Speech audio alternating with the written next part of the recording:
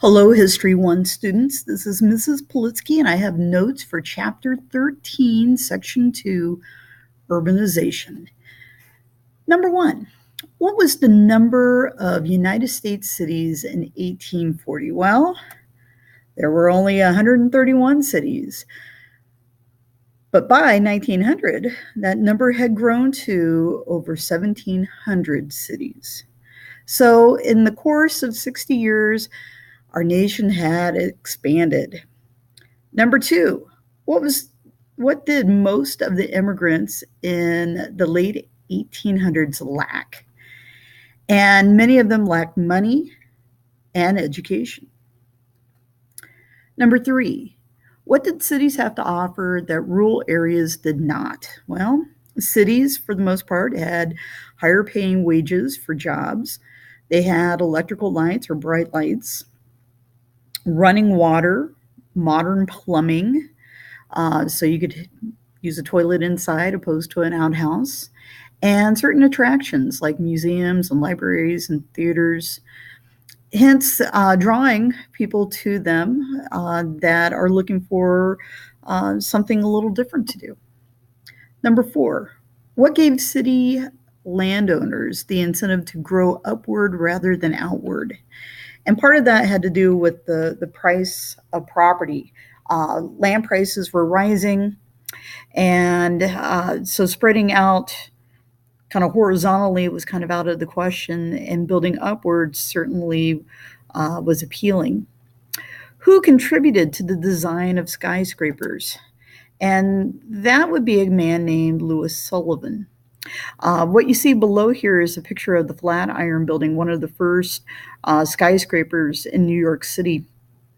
What's important about this skyscraper is the construction, the fact that it utilized steel kind of as the skeleton of the building. The Flatiron sits kind of on a triangular lot, meaning that there is roads running on either side of the building itself. And certainly going upwards would provide a little more usage for that spot. Number 6, what type of mass transit was first used in San Francisco? And that would be the cable car or the streetcar. What's interesting is, San Francisco probably is more noted for their cable cars, but the truth is if you travel throughout the United States, cable cars or streetcars, as they were kind of known as, could be found everywhere, including cities like Lincoln, Nebraska, and Omaha, Nebraska. Number 7, who was included in America's rising middle class? And that would include doctors, lawyers, engineers, managers, social workers, architects, and teachers. Number 8, what were the living conditions of the working class? Well, unfortunately, our working class lived in areas where it was still dark and crowded, multifamily apartments known as tenements. When you talk about cities like Chicago and New York, tenements were really quite common. They really lacked a lot of the amenities that we had already talked about, like many cases there were no elevators, so if you lived on the 4th floor, you had to climb all those fleets of steps. In many cases, they lacked running water and electricity. So tenements were not necessarily the most ideal places to live. Number 9, what threats were presented by city living, especially for working poor? And the biggest risk that they had was that of crime and violence. Fire was a huge problem. And you got to remember, in the United States, if you were living in a city, maybe in the 1880s, there weren't necessarily a lot of fire departments that were established by cities. Larger cities like New York and Chicago eventually had those. So there was this sense of danger, disease, because of the lack of indoor plumbing. It wasn't uncommon that people would dump their bedpans into the streets. When we talk about trash collection, a lot of cities didn't have trash collection in the 1860s, and it wasn't uncommon to see in a large city maybe someone with a couple of hogs. You would use a hog primarily to eat the trash.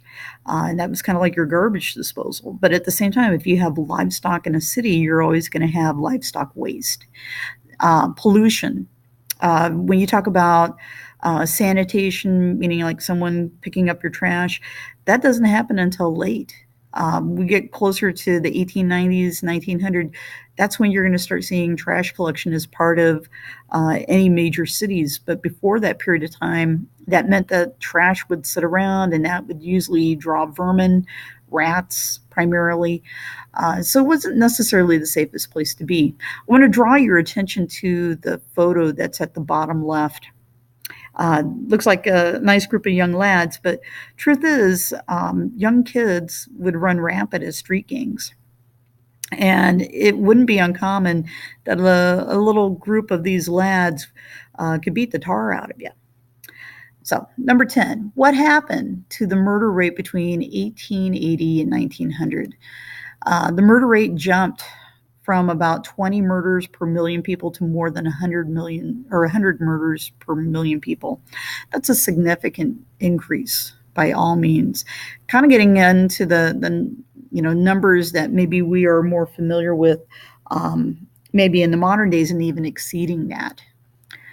Number 11, what did Jacob Riis accuse of causing poverty, corruption, and suffering? And that was alcohol and saloons. I want to point out the photograph that you see at the bottom in the middle is actually a photograph that Riis and his crew actually took. It's a picture of a tenement. And one of the things that we want to point out is that some of these worker flats or worker tenements literally were inhabited 24 hours a day.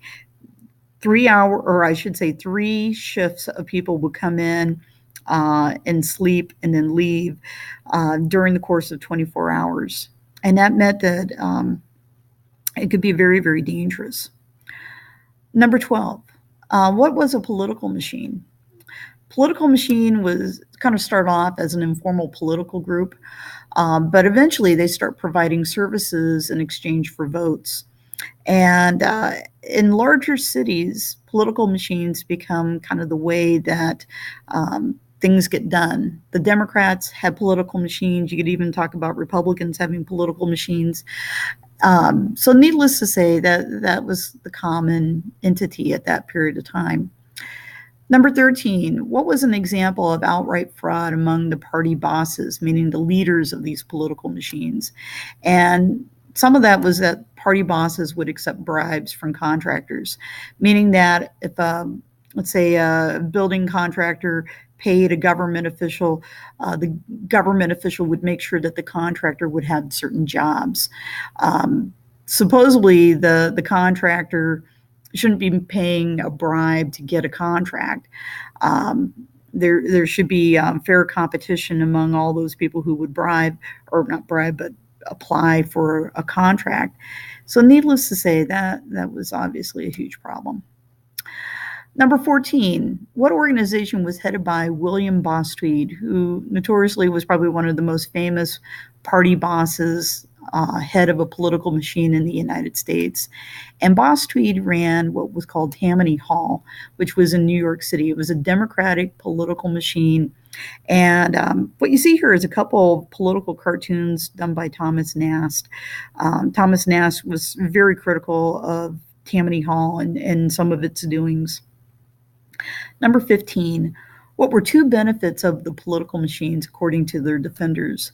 And some believe that the political machines provided the necessary services and helped to assimilate urban masses. It wasn't uncommon that a party boss might throw kind of a neighborhood gathering, like a block party, for people who were living in the tenements. And those people who were living in the tenements would have food, entertainment, but all this was in exchange for voting for those candidates that were represented by that political machine. Thank you very much.